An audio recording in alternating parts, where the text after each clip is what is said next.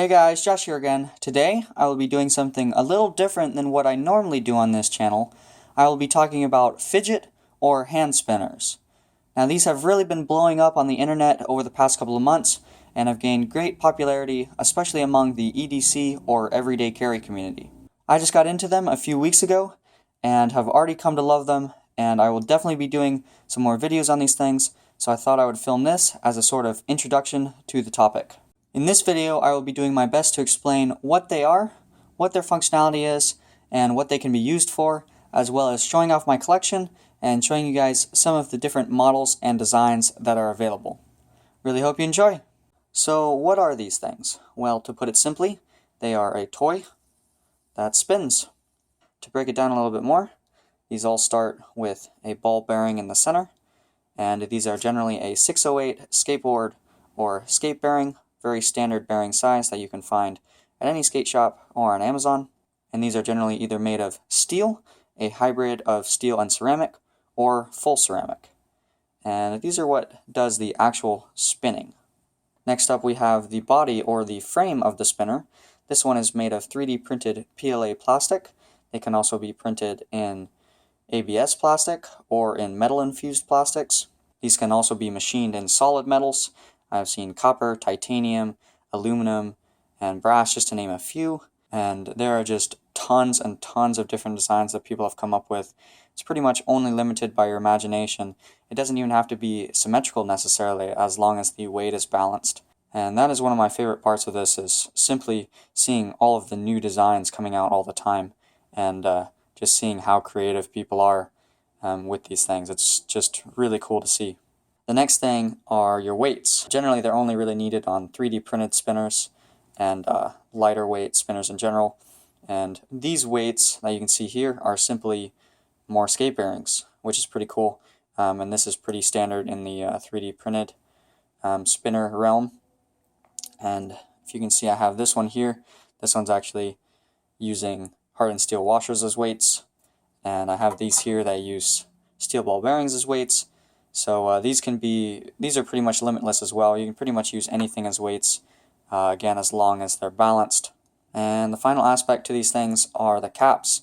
These caps just sit right on the inside of the bearing and stick out from the bearing to allow the spinner to be spun on your desk, which I think is really cool. I absolutely love that feature.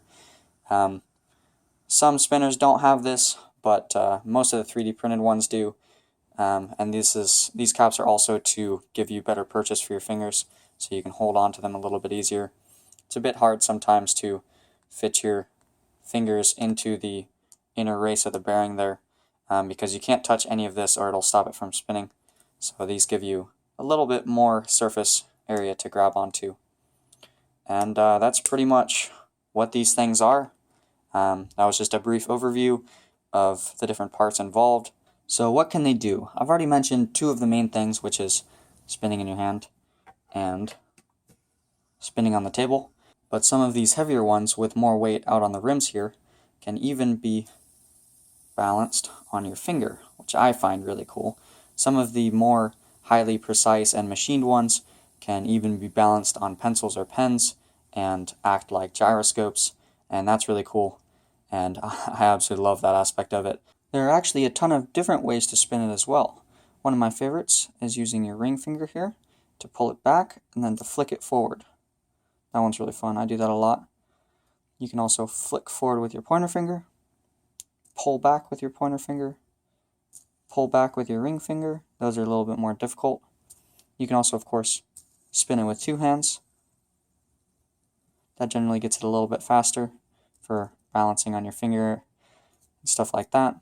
Another fun thing to do is to get it spinning and then to try to change directions without stopping it. That's really fun to do, but it can be a little tricky. Takes some practice. Now on to kind of what they are good for. These have been widely marketed as fidget toys. And simply what that means is just when you're nervous or you're stressed, you know, a lot of people like to like click pens or tap on the desk, drum on the desk, pick their fingernails, whatever, just these outlets for nervous energy. And these can be calming, and they can just keep your hands busy, keep you focused on the task at hand. And that's a really cool aspect of them. And some people can really benefit from that. I more use them simply as a time killer, you know, simply as a toy. You know, when I'm sitting in a doctor's office or in the car or whatever, I have nothing else to do. And simply spinning these things is just really fun, and it can be great time killers, and that's really kind of what I like them for, more than the actual fidgeting side of it. But it really depends on the person, but they can be beneficial for some people. Now, really quickly, I will show you the spinners I have collected so far. Now, all of these 3D printed ones I actually bought from 3DP EDC on Etsy, and this is really sweet. This is my first tri-spinner, or one with 3 prongs, and this one has a little bit more weight than the double bearing spinners, and it's a bit more balanced because the weight's a little bit more evenly distributed, and I really like this one. This is the newest one I've gotten. I just got it in a couple days ago, and it's really cool because your finger just kind of automatically finds a spot to flick. You don't really have to try very hard because of the 3 separate prongs. And it's just really cool. It's really smooth spinning. It's well balanced. Balances really well on my finger. Really sweet design. And this is his new cap design that I really like. And this one I just have a cleaned Bones Reds bearing in it. And it'll spin for a good long time. Really like it. Very cool. The next one I have here is another one from 3DP EDC on Etsy. This is his Z-bar design. And this one's another really cool design that has great ergonomics. You can simply flick your finger, and that's all you gotta do. It's really cool. This one is one of my longest spinners. This one again has a cleaned Bones Reds bearing in it, and this one will spin for over 1 minute and 15 seconds with a 2-handed spin. And as you can see, I've modified this one a little bit. This one actually came just slightly out of balance. So I used 2 different bearings. This black one's actually a tiny bit heavier than the red one, and that helps balance it out a little bit. And then I used these homemade buttons that are really cool. These are, I made these with a binding post, a 1/2-inch binding post, and I just JB welded those on to some nickels. And I have a little piece of vinyl tubing. I think it's 5/16 inch outside diameter vinyl tubing in there that perfectly centers the binding post, which is really cool. This is probably my favorite set of buttons that I have, and definitely one of my favorite spinners. Very cool design, and I really love it with the mods I have done to it. The next one I have here is one of his standard bar designs with the 2 bearings. Really simple. This one is the only one I have a hybrid ceramic bearing in though, which is really cool. You can see it's super smooth, barely makes any noise. And that's really awesome. It's pretty much the only remarkable feature of this one. This one here is the same design, same bar design. And this one I sanded a little bit, so it's a little bit smoother. And this one I have also modified. This one I told you before, instead of putting bearings as weights, I used hardened steel washers that I hand sanded to make them shiny, and then press fit into the bearing hole. And that gives it a little bit of a lighter feel, so I can kind of flick it around a little bit more, fidget with it, which I like. This one's definitely one of my favorites. And next up we have this one here, which is super simple. I made it out of a Bones Reds bearing, and then 2 1/2-inch steel ball bearings for weights, and the whole thing is held together simply with a piece of duct tape, and that is all that's holding it together. There is no glue or anything, and this one works really well. And the buttons for this one are 2 5/16 inch jam nuts, which are just thinner versions of nuts basically. And this is one of my favorite button designs. Gives it a nice industrial look. And this is definitely one of my favorite spinners. This one I made as a prototype. I was going to JB weld it, but I never got around to it, and I liked it so much just how it is that I kind of just kept it. And this one's one of my favorites. It's so smooth, and it's just hilarious because it's only held together by duct tape. But yeah, I really love this one. It's a great fidgeter because it's nice and light, kind of flick it around. Very cool. This one is the one I actually managed to JB weld, but this is a really old bearing, so it doesn't quite spin as well. But I really like this one too. It's really cool. I had to sand the bearing a little bit to get the JB weld to stick better. I also sanded the ball bearings, and that's a little frustrating to have to do that because then the dust gets in the bearing and you got to clean it again. But yeah, this one's really sweet. Again, I really like it for fidgeting. It's a bit lighter. That was kind of my goal when making these things, is to make something a little bit lighter that I could carry around in my pocket without noticing it and fidget with a little bit. So I really like both of these.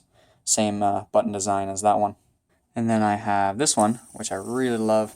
This is actually made from a 3/4 inch split ring hanger, which is the US version of a Munson ring. Now it doesn't work near as well as a Munson ring. Munson ring spinners are pretty common in the spinner community, and they are a much better fit for these bearings. So this is just kind of a US modified version of it, but it actually still works really well. I have these specialty flange nuts. These are either 5/16 or 8mm, I can't remember. And I simply have a piece of 1024 threaded rod in here with 2 1024 acorn nuts. And I really like this one. It's a bit heavy, but the cool thing about these is that you can make them simply from hardware store parts. And this one I did use tools for to cut the 1024 threaded rod. But if you make it like this is the other half of the split ring hanger. One half of this and one half of this comes together as one ring, so you need two to make one of these. But anyway, if you make it like this is using the original screws that came with it and then just a single acorn nut.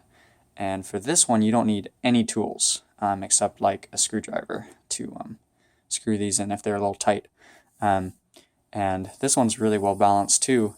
You wouldn't think it would be quite as well balanced because it only has the 2 acorn nuts, but because they're direct opposites of each other, it keeps it symmetrical. And this one's actually really well balanced and one of my longest spinners. I think this one will spin for like 1 minute and 10 seconds, which is pretty sweet. And yeah, you can make these with just parts from the hardware store with no tools, which I think is really cool. And I have homemade buttons on this one as well. These are some more coin buttons. These aren't near as nice as the other ones. It's just 2 dimes and some vinyl tubing. But I really like this one. It's really sweet. I really wanted to show you guys these ones today, simply just to give you some inspiration to make your own, and to make the point that you don't need lots of money to get one of these. You don't have to necessarily buy it off the internet from someone else. You can always put one together yourself. I mean, I've even seen people make these things with 3 bearings zip tied together, and they actually work quite well. I mean, you can really, seriously, you can make these things out of pretty much anything. They're a lot of fun, and they really are not very hard to make. And I really hope to do some videos on how to make these split ring hanger versions, and hopefully eventually some Munson ring versions, which are a little bit nicer, but those Munson rings come from the UK, so they're kind of expensive to ship over here.